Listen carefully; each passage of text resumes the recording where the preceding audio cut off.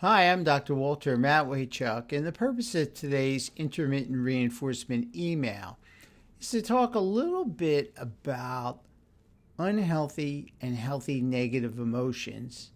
In particular, the unhealthy negative emotion of hurt and its healthy alternative, sorrow. What makes REBT unique is that we make a clear distinction between healthy and unhealthy negative emotions. We argue that flexible and non-extreme attitudes give rise to healthy negative emotions, which help us acknowledge what's going on in reality and then to prudently take action to change what we can change. REBT theory argues that there are 8 basic pairs of healthy and unhealthy negative emotions.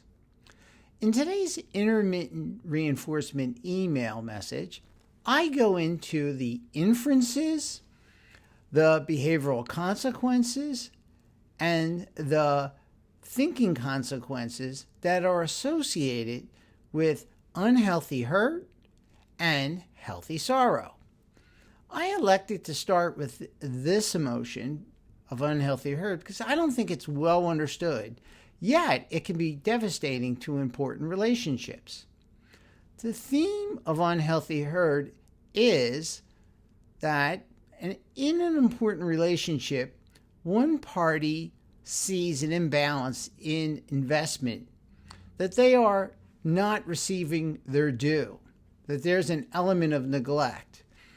And what REBT attempts to do is help the person have a flexible attitude towards their inference about what's happening in the important relationship.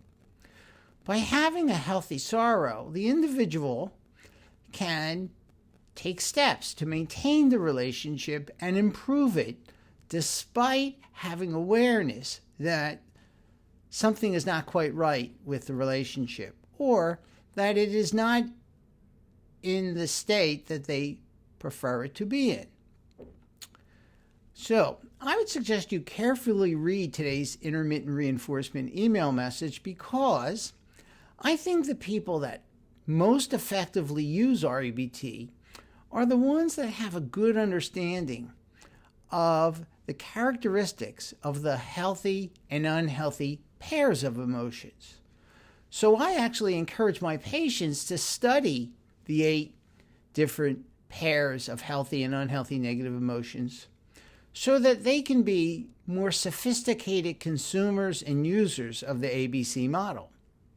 I've elected to start with hurt because I think it's a very important emotion. I think it can be very destructive in our important relationships with family and friends. And I would encourage you to carefully look at those instances where you experience hurt in your intimate relationships. I think that you will be well served if you raise your awareness as to some of the characteristics that are part of unhealthy hurt, and then use REBT to adopt flexible and non-extreme attitudes about the relationship imbalance or the neglect or the lack of reciprocation that you perceive operating in the relationship. And thereby you can take constructive steps to possibly influence the other to improve the relationship you have with them. In the end, you can avoid losing a family member or a friend by having healthy negative emotions and working through the inevitable disappointments, acts of disrespect, disparities, and other conflicts that occur between fallible humans. I think friendships and family relationships are important, and using REBT to improve these relationships will improve your life satisfaction. I would also like to remind you that on Saturdays at 9 a.m. Eastern, I hold a conversation with a volunteer and help them use REBT to unpackage one of their problems.